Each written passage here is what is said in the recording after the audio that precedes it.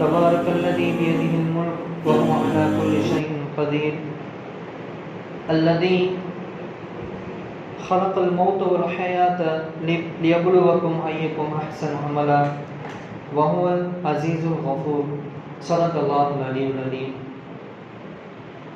السلام عليكم ورحمة الله وبركاته.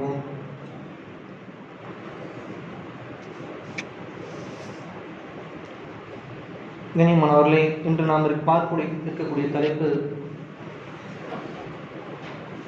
சூரா முல்க். முல்க் என்று சொன்னால் ஆட்சி என்று அர்த்தம். அல்லாஹ் இங்கே தன்னுடைய ஆட்சியை பற்றி பேசுகிறான். மேலும் இந்த ஆட்சியிலே இந்த மனிதன் எந்த இடத்திலே அல்லாஹ் வைத்திருக்கிறான் என்பதையும் அல்லாஹ் பேசுகிறான். கொஞ்சம் வெளியே இருக்கவங்க உள்ள வந்துட்டா நல்லா இருக்கும். பயானுக்கு கொஞ்சம் உள்ள வந்துட்டா நல்லா இருக்கும். இன்ஷா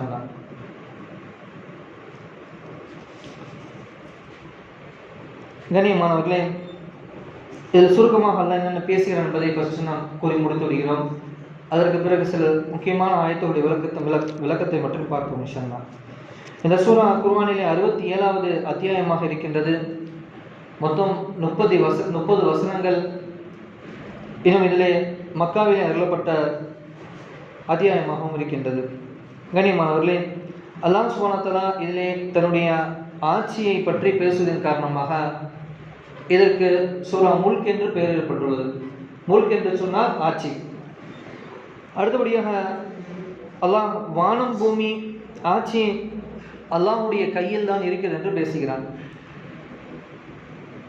7 வானம் அடுக்கடுக்காக படைத்ததை பற்றியும் அந்த 7 வானங்களை அடியார்கள் உற்று நோக்குவார்கள் என்று சொன்னால் ஏதேனும் குறைகளை காண வேண்டும் என்பதாக அவருடைய பார்வைகள் இவர்களின் பக்கமாக எந்த குறையும் காண முடியாமல் இழிவட நிலையில் உங்களை நோக்கியே வரும் என்பதாகவும் அல்லாஹ் பேசுகிறான். அடுத்து நிராகரிப்போரின் கேடுகளை பற்றி அல்லாஹ் பேசுகிறான். இன்னும் பூமியிலே இந்த அநியாயம் செய்யக்கூடிய மக்கள் அல்லாஹ் பூமியிலே சொருகிவிட மாட்டானா, அல்லது அல்லாஹ் அவர்கள் மீது கல் மலையை பொடிய செய்துவிட மாட்டானா, இதெல்லாம் இவர்கள் அஞ்ச வேண்டாமா? இவருடைய முன்னோர்களுக்கு இதெல்லாம் நாம் தண்டனையாக இறக்கி அந்த இடங்களை இன்று வரை நாம் என்ன செய்திருக்கிறோம், அத்தாட்சியாக வைத்திருக்கிறோம் என்பதாக மறுக்க வேண்டாம், மறுத்தால் கடுமையான தண்டனை உண்டு என்பதாக அல்லாஹ் எச்சரிக்கை செய்கிறான். இன்னும் மறுமை நாள் எப்பொழுது வரும் என்பதாக சிலர் கேட்டுக்கொண்டே இருக்காங்க. போன தடவை சூறாவையும் பார்த்தோம் நம்ம. அதை இப்பயுமே அல்லாஹ் தான் சொல்றான், அதனுடைய என்னிடத்திலுமே இருக்கிறது என்பதாக அல்லாஹ் பேசுகிறான். இன்னும் அல்லாஹ் கேட்கிறான், நீங்கள் பருகக்கூடிய தண்ணீர், இன்னும் அந்த நீரை அல்லாஹ் சுப்ஹானஹு வ தஆலா தடுத்து விட்டால் நீங்கள் உண்ணக்கூடிய ஆகாரம், இந்த உணவையும் அல்லாஹ் தடுத்து விட்டால் அதை உங்களுக்கு மீட்டெடுத்து கொண்டு வரக்கூடிய நபர் யார் என்பதாகவும் அல்லாஹ் கேட்கிறான். கண்ணியமானவர்களே, இந்த 30 வசனங்களிலுமே பெரிய தஃசீரே தேவையில்லை. தர்ஜுமா மட்டும் அப்படியே படித்தாலே நமக்கு அவ்வளோ ஒரு உள்ளத்திலே தாக்கத்தை ஏற்படுத்தக்கூடியதுதான் இந்த சூரா முல்க். பாருங்கள் கண்ணியமானவர்களே, முதலில் இதனுடைய சில வசனங்களை மட்டும் நாம் படிக்கிறோம். இதில் முக்கியமாக சில விஷயங்கள் எல்லாம் பேசியிருக்கோம். அல்லாஹ் கூறுகிறான், தபாரக்கல்லதி பியதிஹில் முல்க் வஹுவ அலா குல்லி ஷைஇன் கதீர். எவனுடைய கரத்தில் அனைத்தையும் ஆட்சி இருக்கின்றதோ, அனைத்துலக ஆட்சியும் இருக்கின்றதோ அவன் பாக்கியம் உடையவன், மேலும் அவன் எல்லா பொருட்களின் மீது சக்தியுடன் என்பதாக அல்லாஹ் கூறுகிறான். கூறிவிட்டு அல்லாஹ் கூறுகிறான், அல்லதி, அப்படிப்பட்ட ரப்பு எப்படிப்பட்டவன் என்று சொன்னால், ஹலகல் மௌத வல் ஹயாத்த, மௌத்தையும் ஹயாத்தையும் அல்லாஹ் ஆக்கியிருக்கின்றான் மனிதனுக்கு. லியப்லுவக்கும் ஐயக்கும் அஹ்ஸனு அமலா. எதற்கு அல்லாஹ் இதை ஆக்கியிருக்கான் என்று சொன்னால், உங்களிலே யார் நல்லடியார், யார் சிறந்தவர்கள் என்பதை அல்லாஹ் கண்டறிய ஆசைப்படுகிறான். எனவே அல்லாஹ் சுப்ஹானஹு வ தஆலா உங்களுக்கு மத்தியிலே மௌத்தையும் ஹயாத்தையும் ஆக்கியிருக்கிறான் என்பதாக அல்லாஹ் கூறுகிறான். கண்ணியமானவர்களே, இதுல நம்ம ஒரு விஷயத்தை கவனிக்கணும். இன்று மனிதர்கள் ஏன் அல்லாஹ்வுக்கு இவ்வளவு சக்தி இருக்குது, ஏன் அல்லாஹ் டைரக்டாவே வானத்துல ஒரு அத்தாட்சி வெளிப்படுத்தினா எல்லாருமே ஒரே நேரத்துல ஒரே சஃப்ல அல்லாஹ் வணங்கக்கூடியவங்களா மாறிடுவாங்களே, ஏன் அல்லாஹ் அப்படி செய்யறதில்ல என்பதாகலாம் சிலருடைய சிந்தனையிலே இப்படிப்பட்ட கேள்விகள் எல்லாம் அந்த காலத்திலும் காஃபிர் கேட்டாரு. சில சைத்தான் வசூசா செய்யக்கூடியவன் நம்முடைய உள்ளங்களில் போடுவான். ஆனால் இந்த ஆயத்திலிருந்து நமக்கு வெளிப்படுவது என்று சொன்னால், ஐயுக்கும் அஹ்சனு அமலா, உங்கள யாரு நல்லவங்க, நல்ல சாலிஹான அமல்களை செய்யக்கூடிய நபர் என்பதை அல்லாஹ் பார்ப்பதற்காக வேண்டிய உங்களுக்கு மத்தியில பிறப்பையும் ஆக்கினா இறப்பையும் ஆக்கியிருக்கா. இந்த ரெண்டுக்கு நடுவில் உங்களை சோதிக்க அல்லாஹ் விரும்புறாங்க என்பதை இங்க அல்லாஹ் தெளிவாக கூறுகிறார். ஐயுக்கும் அஹ்சனு அமலா, அக்ஸர் அமலா என்று வரவில்லை. அக்ஸர் என்று சொன்னால் அதிகமான அமல் செய்யக்கூடியவர்களை பற்றி பேசப்படவில்லை. கொஞ்சம் அமலா இஹ்லாஸா அல்லாஹ்வுக்காக செய்யக்கூடியவர், எதுவாக இருந்தாலும் அல்லாஹ்வுக்காக பொறுத்து கொண்டு அல்லாஹ்வுடைய கட்டளைகளை சிறந்தாந்து ஏற்பவர், இவர்கள் யார் என்பதை அல்லாஹ் கண்டறிய ஆசைப்படுகின்றார். எப்படி என்று சொன்னால், அல்லாஹ்விடத்திலே எல்லா விதமான சக்தியும் இருக்குது. ஒரு அத்தாட்சியை வெளிப்படுத்துகிறார் அல்லாஹ். வேறு ஒரு இடத்துல அல்லாஹ் சுப்ஹானஹு வ பேசினா, போருக்கு சஹாபாக்கள் எல்லாம் தயாராகிட்டு இருக்காங்க ஒரு போருக்கு. அப்ப அந்த நேரத்துல அல்லாஹ் சஹாபாக்களை பத்தி இப்படி கூறுறான், நபியே உங்களுடைய தோழர்கள் வந்து என்ன செய்றாங்க, அல்லாஹ் மிகவும் சக்தி வாய்ந்தவனாச்சே, நம்மளை இப்படி போருக்காக அல்லாஹ் அனுப்புறானே என்பதாகவும் அல்லாஹ்வுடைய வல்லமையின் காரணமாக இவர்கள் எல்லாம் இஸ்லாத்தை ஏற்க வைத்திருக்கலாம் என்று சிந்திக்கிறாங்க. சரிதான். ஆனால் உங்களுக்கு மத்தியில யார் சிறந்த நபர்கள் என்பதை தேர்ந்தெடுப்பதற்காகவும் அறிவதற்காகவும் தான் அல்லாஹ் என்ன செய்திருக்கிறார், உங்களை இப்படிப்பட்ட ஒரு சோதனையிலே அவர்களை எதிரியாகவும் உங்களை என்ன இருக்கிறார் அல்லாஹ்வின் பக்கமாக அல்லாஹ் அனுப்புகிறான் என்பதாக அல்லாஹ் கூறுகிறான். சொல்லிட்டு எல்லாம் சொல்றான், நான் வந்து வானத்துல ஒரே ஒரு அத்தாட்சி வெளிப்படுத்துறேன்னு சொன்னா அவர்கள் எப்படி என் பக்கம் மீண்டு வருவார்கள் என்று சொன்னால், அப்படியே தலை சாய்ந்தவர்களாக, தலையை தொங்க போட்டவர்களாக அல்லாஹ்விடத்தில் என்ன செய்வாங்க, அப்படியே கூட்டம் கூட்டமாக அல்லாஹ்வை நோக்கி வருவார்கள். ஆனால் அல்லாஹ் என்ன செய்யவில்லை, இதை விரும்பவில்லை. ஒரு சோதனையாக அவனை ஒரு காலம் சிறிது காலம் விட்டுவிட்டு, யார் இந்த காலத்துக்குள்ள இந்த நாட்களுக்குள்ள தன்னை அறிவதற்கான அவனுக்கு அறிவையும் அவனை தன்னை அறிவதற்கான அத்தாட்சியை விளங்குவதற்கான அவனுடைய பார்வையும் இன்னும் அவருக்கு எச்சரிக்கை செய்யக்கூடிய தூதுவரையும் அதற்கான வேதத்தையும் கொடுத்து இத்தனையும் கொடுத்து தன்னின் பக்கம் யார் இப்பொழுது வருகிறார். ஆனா இந்த நேரத்தில் அவங்க தீன் எப்படி இருக்கும், ஒரு சிரமமான மாவுள்ளதா இருக்கும். அவர் ஏற்று நடக்கும்போது தனிப்பட்ட முறையில வாழ்க்கை எப்படி இருக்கும், அவருக்கு அந்த தீனானது நஃப்ஸை தூய்மைப்படுத்தக்கூடியதாக இருக்கக்கூடிய நேரத்துல நஃப்ஸை விட்டு தூரமாக ரொம்ப கஷ்டமாக தெரியும்.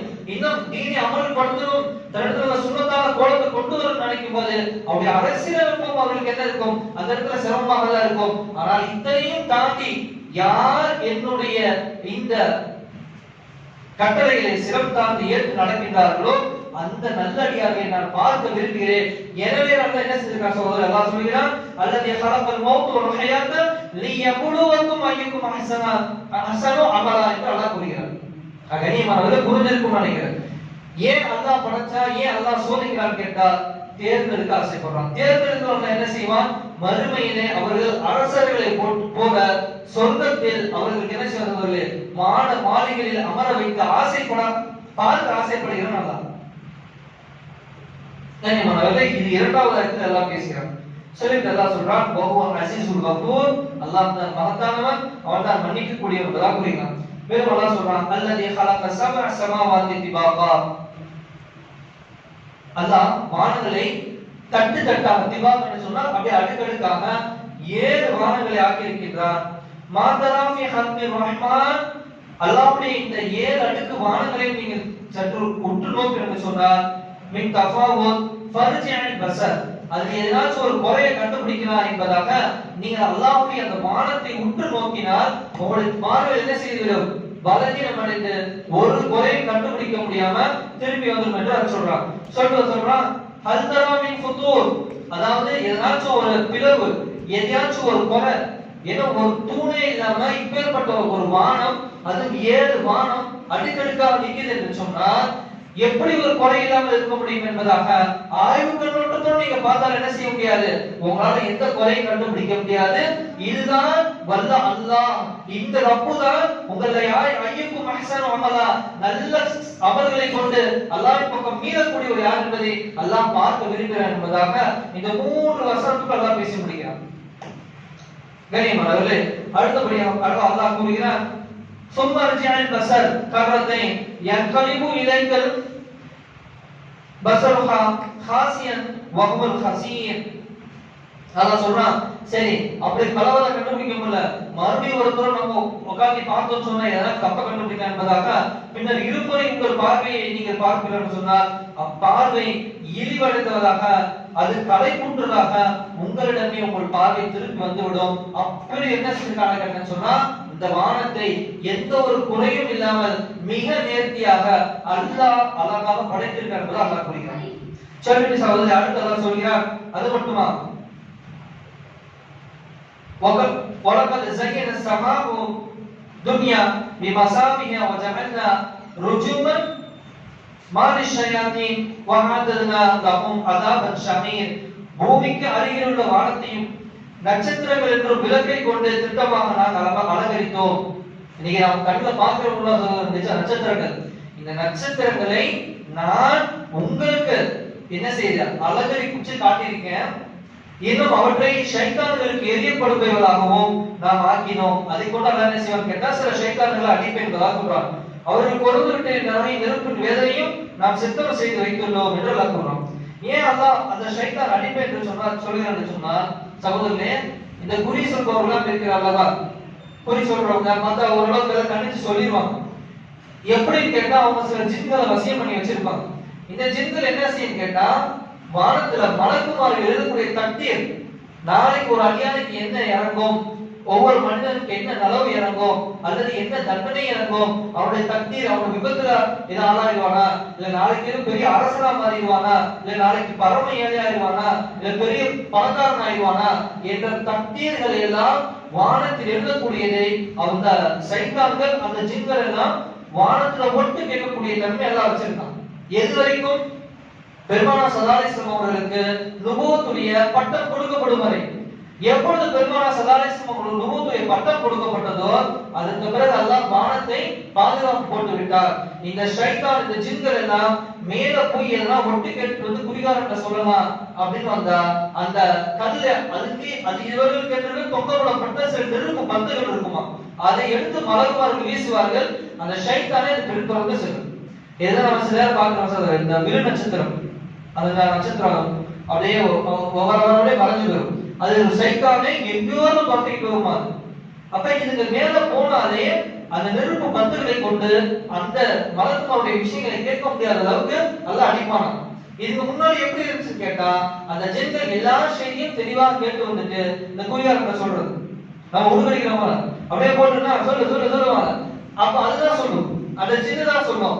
யாரை பத்தி கேட்கிறாங்களோ அவங்கள பத்தி முன்னாடி நேற்று மலக்குமார்கள் எதை பேசுறாங்களோ அதை சொன்னோம். ஆனா இப்ப எப்படி கேட்கும்னா, கேட்கறதுக்கு போயிருமா, ஒரு பாதியை கேட்கும் போதே எல்லாம் விளக்கிடுவான். அப்ப அந்த பாதியை வந்து சொன்னோம், மீதியை இவர் என்ன செய்வார், கவர் பண்ணி இருக்கிறதெல்லாம் சேர்த்து ஒரு விஷயத்தை கொடுத்துருவார். ஏன்னா அவங்களுக்கு எப்படி தெரியும் கேட்டா, அவங்க போய் குறி கேட்டா, சாமி கேட்டா முழுசா நமக்கு செய்தி வந்துடும் என்பதாக நம்புகிறார்கள். அது முழு செய்தியா வருவதில்லை, ஆனால் கேட்பது உண்மை. அதை அல்லாஹ் குர்ஆனில் பதிவு செய்கிறார். ஆனால் அந்த ஷைத்தான்கள் அடித்து விரட்டப்படுகிறது. பெருமானார் ஸல்லல்லாஹு அலைஹி வஸல்லம் அவங்களுக்கு வழி வரக்கூடிய நேரத்தில் சகோதரனே, இந்தியாவில் ஒரு மிகப்பெரிய குறியாளர் இருந்தார், குறி சொல்லக்கூடிய ஒரு சாமி. அவர் என்ன செய்வாருன்னு கேட்டா, மக்களுக்கு எது ஒண்ணு நலனுக்காக செய்யக்கூடிய நபர், தவறானவர் கிடையாது. அவருக்கு ஒரு பெரிய ஜின்னு, பக்காவான ஜின்னு வச்சிருந்தார்.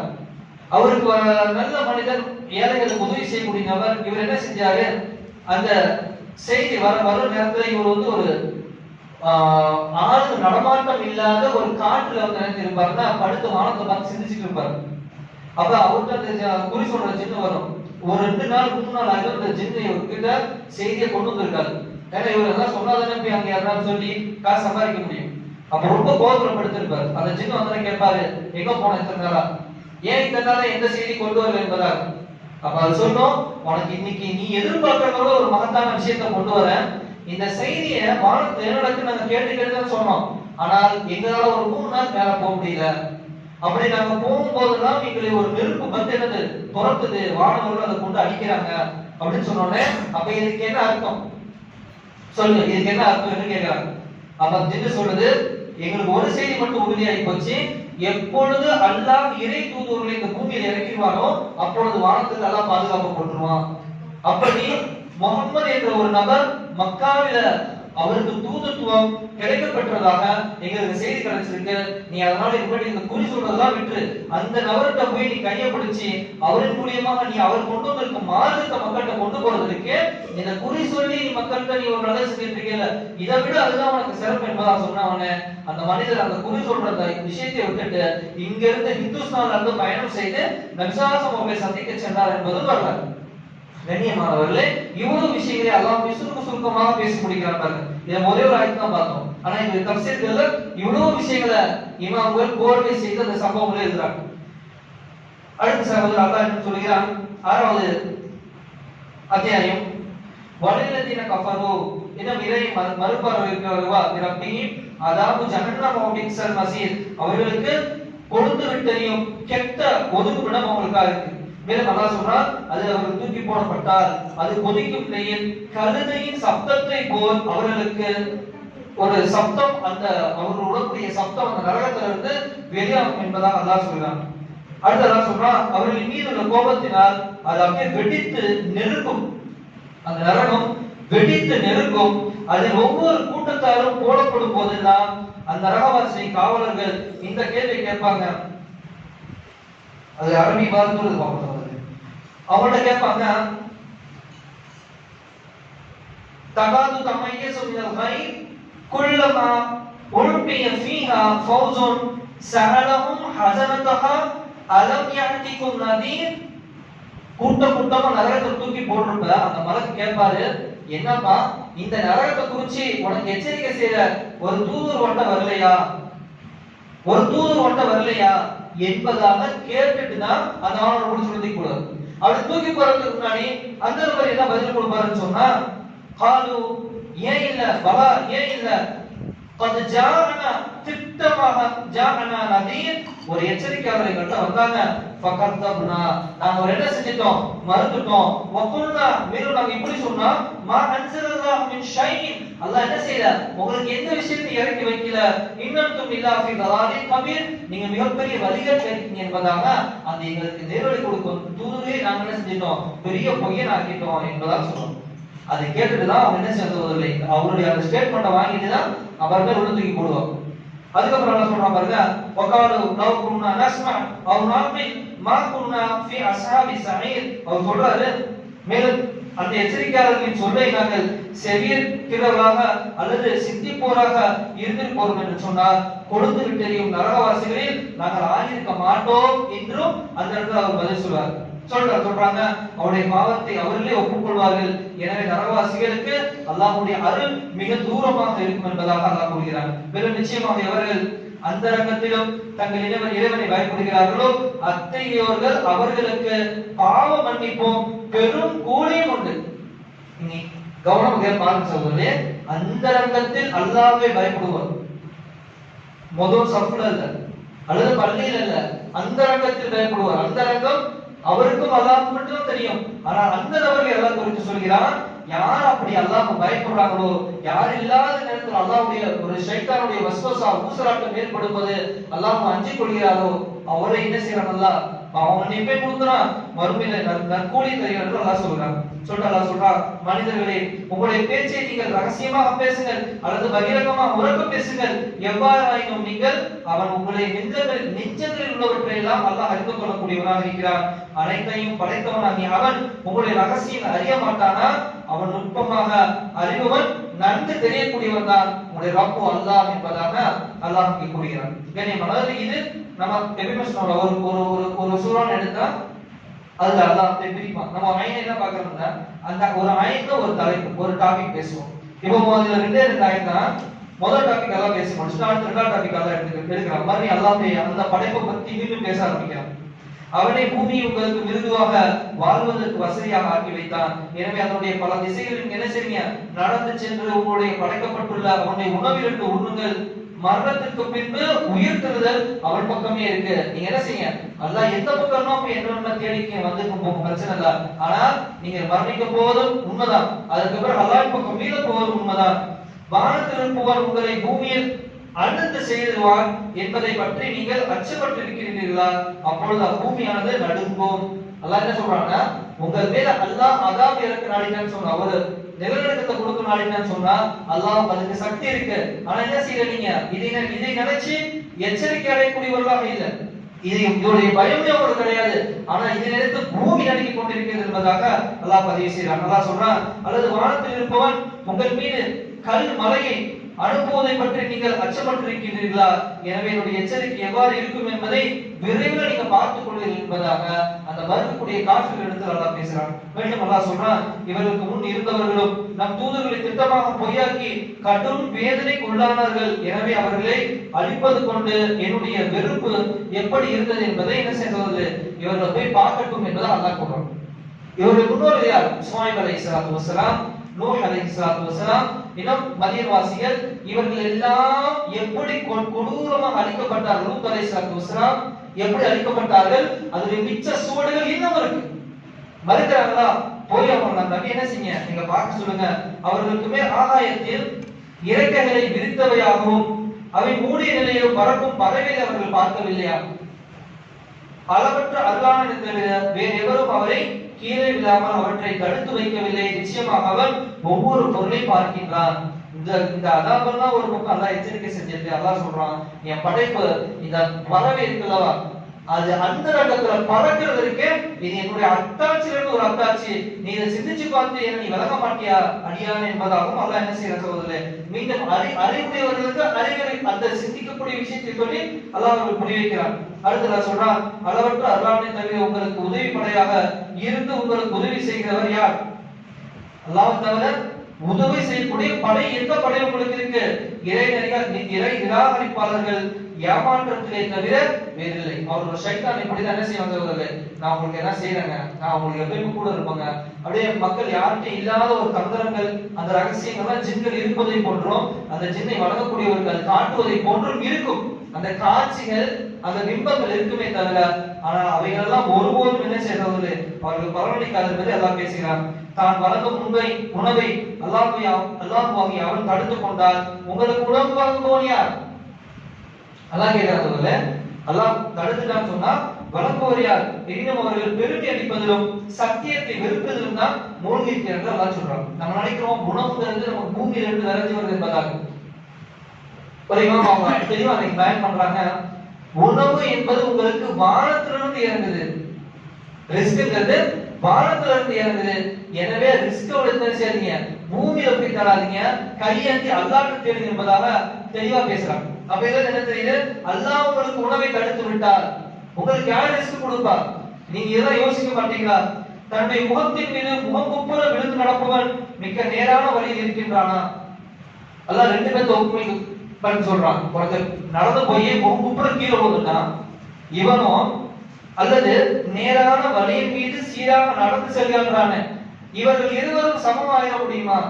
இது ரெண்டு தான் சொல்றான். மறுத்த காப்பிர்கள் முகங்குப்புற கீழே விழுந்தார்கள் சீராக நடந்து போகக்கூடியவர்கள் நபிசாசம் அவர்களுடைய கட்டளைகளை முழுமையாக மனதிலே உள்வாங்கி அல்லாஹ்வுடைய கட்டளைகளை உள்வாங்கி நடக்கக்கூடிய நல்லடியார்கள் என்பதாக அல்லாஹ் பேசுகிறான். அப்படி சொல்றான். சரி நபியே, நீர் கூறுவீராக அவங்கள்ட்ட சொல்லுங்க, அவன் தான் உங்களுடைய படைத்து உங்களுக்கு செவிப்புலனையும் பார்வைகளையும் இதயங்களையும் அமைத்து மிக குறைவாக என்ன செய்றீங்க? இதை அமைச்சதுதான் அல்ல, ஆனா இதெல்லாம் சிந்திக்காம நீங்க என்ன செய்றீங்க?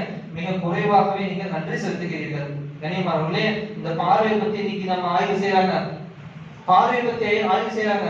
நான் இது படிச்சது ஒரு 5 வருஷம் இருக்கும். அதுக்கு முன்னாடி அந்த கண்ணுடைய 15 லட்சம் நம்ம சின்ன சின்ன பல்புகள் இருக்கான். நம்மளுடைய இந்த கண்ணுக்குள்ள மட்டும் சின்ன சின்ன பல்பு மாதிரி ஒரு அல்லாஹ் சென்சார் செட் பண்ணி வச்சிருக்காங்க. நம்ம மொபைல் கேமரா பாக்குறோம்ல, மெகா பிக்சல், கிளாரிட்டிங்க 10ன்னா அது ஒரு கிளாரிட்டிங்க, 20ன்னா அது ஒரு சூப்பரா இருக்குங்க, ஃப்ரண்ட் 8ங்க, பேக் 50 சொல்றோம்ல, 50 இன்னும் சூப்பரா இருக்கு. இந்த போன் 40,000 போட்டோம்னா 100 மெகா பிக்சல் நல்லா இருக்கு. அல்லாஹ் அந்த இதுல கணக்கீடு செய்யறாங்க. நம்முடைய இந்த கண்ணுடைய அளவு மட்டும் 570 மெகா பிக்சல் அவங்க ஆய்வாளர்கள் அவங்களுக்கு தெரிஞ்சு அதை கொண்டு பேசுறாங்க. இன்னும் ஜாஸ்தியா தான் இருக்கு. 570 மெகா பிக்சல் அதிகபட்சமா நான் கேள்விப்பட்ட வரைக்கும் மொபைல்ல வந்தது 150 200 வரைக்கும் தான் கண்டுபிடிச்சேன். அந்த போன்ல லட்சங்கள் போகும், சாதாரண வாங்க முடியும். அப்ப எத்தனை பேரும் ஞாபகம். அதாவது எல்லாம் சொல்றான், இந்த பார்வை கொடுத்ததுனால இல்லையா, கேட்கக்கூடிய செவிப்புலன், இந்த செவிப்புலன் எவ்வளவு மிக ஒரு அழகிய அமைப்பு சகோதரர். ஓட்டையானதான் இருக்கு, ஆனா தண்ணி ஊத்துனா போயிடணும். ஆனா பாரு நல்லா இப்படி இப்படி வச்சுட்டாங்க. ஏன்னா தலைமையில வச்சுன்னா குளிக்கும்போது நேரம் தண்ணி விட்டு நேரம் உள்ள போயிடும். எப்படிப்பட்ட ஒரு அமைப்பு!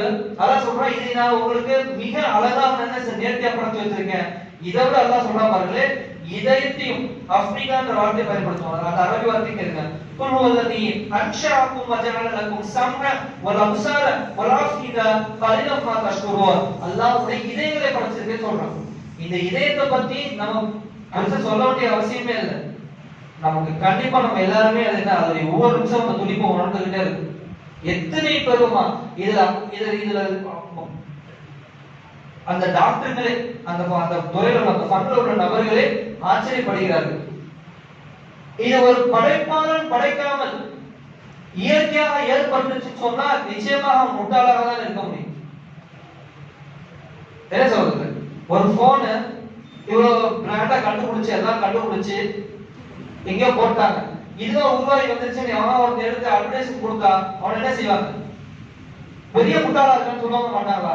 ஆனா அல்லாஹ் இவ்வளவு இதை விட சிறப்பான கண்ணை கொடுத்திருக்கான், இதை விட சிறப்பான காதை கொடுத்திருக்கான். அந்த உள்ளம் இதயம் என்பது ஹார்ட் பம்ப் ஆகி செகண்டுக்கு எத்தனை செகண்ட்? 87 அத்தனை செகண்டுக்கு அது பம்ப் ஆகி உடம்பு அது ஃபங்க்ஷன் செய்ய வச்சு, அது இல்லாம அதுல என்ன செஞ்சிருக்காங்க?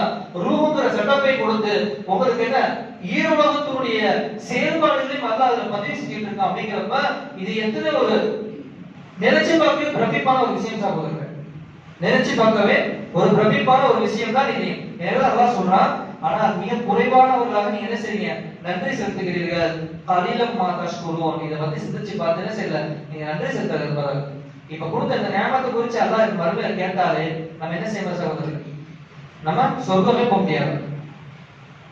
அடுத்து அல்லாஹ் சொல்றான், நபியே நீங்கள் கூறுவீராக, அவனே பூமியில் உங்களை பரவ செய்தான், அவன் பக்கமே நீங்கள் ஒன்று சேர்க்கப்படுவீர்கள். மனிதர்கள் அல்லாஹ் பரவ செஞ்சேன்னு சொல்றான். பரவ செஞ்சேன் இதெல்லாம் ஒரே இடத்துல வச்சு நம்மளெல்லாம் என்ன செஞ்சிருப்போம்? அல்லாஹ் சகோதரர்கள், நாமெல்லாம் ஒரே தாய் தான் ஏன்னா சண்டை வருங்கிறப்ப நம்மளாம் என்ன செய்வோம்? ஒரே இடம் வந்திருப்போம். ஆனா அல்லாஹ் தான் பரவ செய்தான். பரவி ஒவ்வொரு நாட்டையும் ஒரு கலரையும் ஒவ்வொரு மொழியை கொடுக்கும் போது நாம் நம்மை அறிந்து கொள்ளும் விதமாக இருக்கு. எல்லா மனிதர்களையும் ஒரே மாதிரியே, ஒரே முகம், ஒரே பொருள், ஒரே பாசம் சொன்னா இன்னைக்கு உட்கார்ந்து நம்ம எப்படி கண்டுபிடிக்க முடியும்? நாம எப்படி அறிஞ்சிக்க முடியும்? இந்த மாதிரி இவரு பேரு, இந்த மாதிரி இவரு பேரு வித்தியாசமே தெரியாம அப்படி யூனிஃபார்ம் ரோபோட் மாதிரி இருந்தா இந்த மனிதனுடைய வாழ்க்கை எப்படி இருக்குன்னு யோசிச்சு பாருங்க. அதான் நான் சொல்றேன், நான் பரவ செய்தேன். இன்னும் வேற இடத்துல பேசுவான், உங்களுக்கு மொழியை கொடுத்து உங்களுடைய வேற வேற பாகங்களை உங்க பிரிச்சு நான் வச்சிருக்கிறதும் நீங்கள் ஒருவருக்கரை ஒருவரை அறிந்து கொள்ளும் விதமாக தான் நான் இருக்கேன்னு சொல்றேன். இது பார்க்க சாதாரண வார்த்தை சகோதரர்களே, ஆனா எத்தனை ஒரு ரகசியம் இருக்கு பாருங்க. மனுஷன் என்ன பண்ணிப்பான்? ரோபோட் கண்டுபிடிப்பான், ஒரே மாதிரி அடிச்சு மேல மேல பேர போட்டுருவான் இந்த கம்பெனி. அந்த மாதிரி எல்லாம் யார் நம்மளை படைச்சிருந்தான்னு சொன்னா நாம் வாழ முடியுமா? முடியாது. நம்ம மொழியை விட்டுட்டாங்க, மாற்றி பேசிதான் அந்த பக்கத்து ஸ்டேட்டுக்காரன்டா, இன்னும் கொஞ்சம் கலர் மாறி போயிட்டான் அவன் அந்த நாட்டுக்காரன்டா. எப்படி இவனை இடப்பட்டு கொடுக்கிறான் இவன்?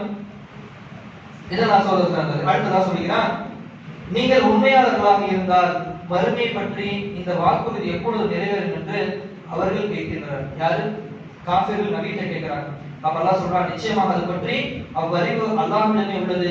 நிச்சயமாக நான் தெளிவாக அச்சமூட்டி எச்சரிக்கிறவனாக இருக்கின்றேன் என்று நபியே நீர் கூறுவீராக என்று அல்லாஹ் கூறுகிறார்.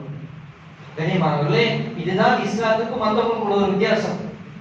அந்த மறுமையை குறித்து கேள்வி கேட்கும் போதும் பெருமானார் ஸல்லல்லாஹு அலைஹி வஸல்லம் அவங்களுக்கு அல்லாஹ்வே சொல்றான், அதை குறித்து அல்லாஹ்வுக்கு மட்டும்தான் தெரியும், நபியை அதோட நீங்க நிப்பாட்டியிருக்கு. ஆனால் இப்பேற்பட்ட நபியை நம்ம என்ன செய்ய சகோதரர்களே? சிலையை வைக்கிறது, அவர்களே வணங்கும் விதமான நம்ம உருவாக்க கிடையாது. ஆனால் இன்னைக்கு என்னென்னமோ சின்ன சின்ன கருத்துக்கள், ஏதோ சின்ன சின்ன புரட்சியை பண்ணவங்க இன்னைக்கு என்ன சகோதரர் பார்க்கிறோம், எல்லாம் வழிபடக்கூடிய தெய்வங்களாக மாத்திட்டாங்க. நடக்குதா இல்லையா? நீங்க பார்க்கக்கூடிய அந்த பேரெல்லாம் அந்த காளியக்கா மாரியக்கா சொல்றாங்க.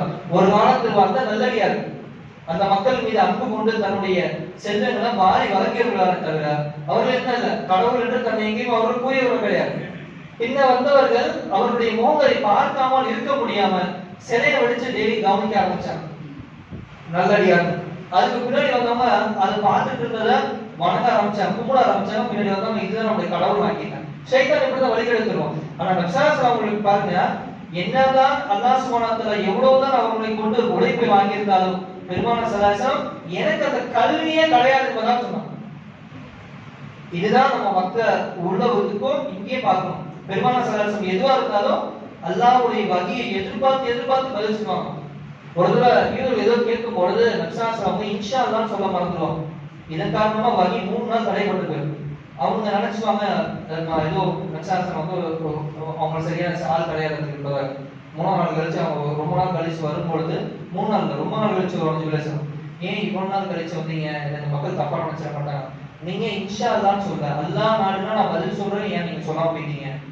அல்லாஹ் இந்த பாடம் எடுக்குங்கிறதுல இத்தனை நாள் நிப்பாட்டி வச்சுட்டான். இப்போ நீங்க உங்களுக்கு என்ன கேட்ட பதிலுக்கு அல்லாஹ் பதில் அனுப்பிச்சுட்டா, நீங்க இப்போ போய் சொல்லுங்க என்பதாக அந்த கூட்டத்துக்கு பதில்.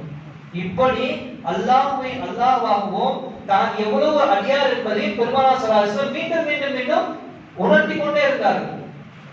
கண்ணியமானவர்களே, அடுத்த அல்லாஹ் சொல்றான், எனவே அதனை வறுமையின் வேதனை நெருக்கமானதாக அவர்கள் பார்த்தால் ஓரிரை நிராகரித்தோருடைய முகங்கள் கருத்துவிடும். உலகில் நீங்கள் எதனை தேடிக்கொண்டிருந்தீர்களோ அதுதான் இது அவருக்கு அவருக்கு சொல்லப்படும்.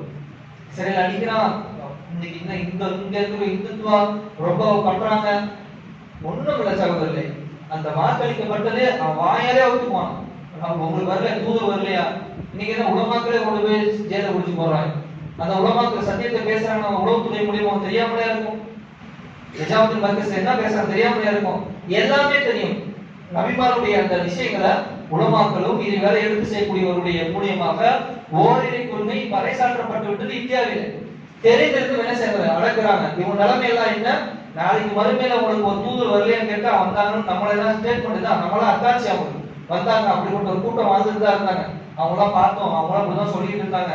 அவங்கள்ட்ட குர்ஆன் இருந்துச்சு, இலங்கை வாங்கக்கூடிய நிலைமையில தான் இருந்துச்சு. ஆனா என்ன செய்யல, நாங்க அதை ஏத்துக்கல, நாங்களே என்ன செஞ்சிட்டோம், அவர்கள் பொய்ப்பிக்கக்கூடியவர்களா இருக்கணும் சொல்லி அவங்களே அல்லாஹ் நரகத்துல போடுவான். அப்படி போடக்கூடிய நேரத்தையும் அல்லாஹ் இங்க பேசுகிறான். சொல்லிட்டு அல்லாஹ் சொல்றான், நபி நீர் கூறுவீராக, அவன் தான் அருளற்ற அருளாளன்.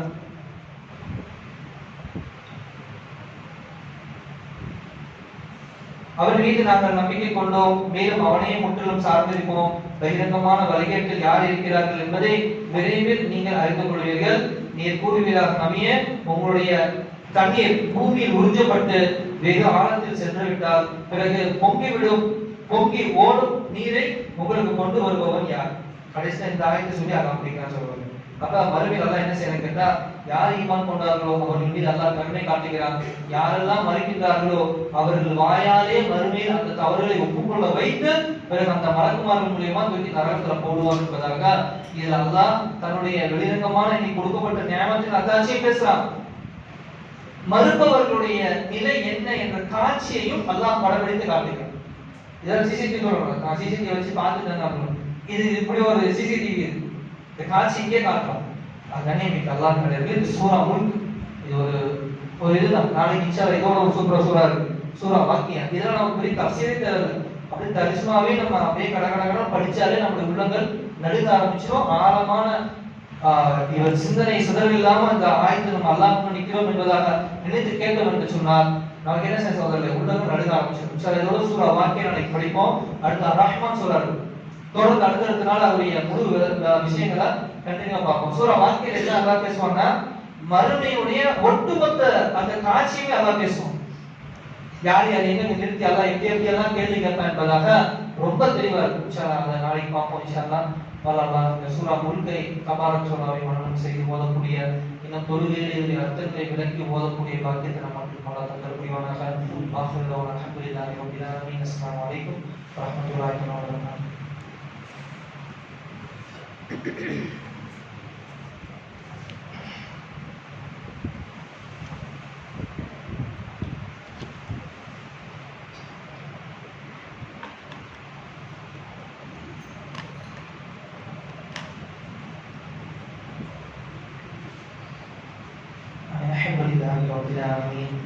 اللهم صل على سيدنا محمد وعلى ال سيدنا محمد وبارك وسلم عليه. اللهم بارك على محمد كما باركت على ابراهيم وعلى ال ابراهيم انك حميد مجيد. اللهم انا نعوذ بك من علم لا ينفع وقلب لا يخشى وعمل لا يرفع ودعاء لا يسمع ومن هذه الارض يا ارحم الراحمين. اللهم اهدنا لاحسان الاخلاق ولا يهدي لاحسانها الا انت واصرف عنا سيئاتها ولا يصرف سيئاتها الا انت يا ارحم الراحمين. اللهم اغننا وأغننا بحلالك عن حرامك وبطاعتك عن معصيتك وبفضلك عمن سواك. اللهم أغننا عن مسلمة غيرك كما أغنتنا عن سجود غيرك يا أرحم الراحمين. وصلى الله تعالى عليه وعلى آله وصحبه وسلم. الحمد لله رب العالمين.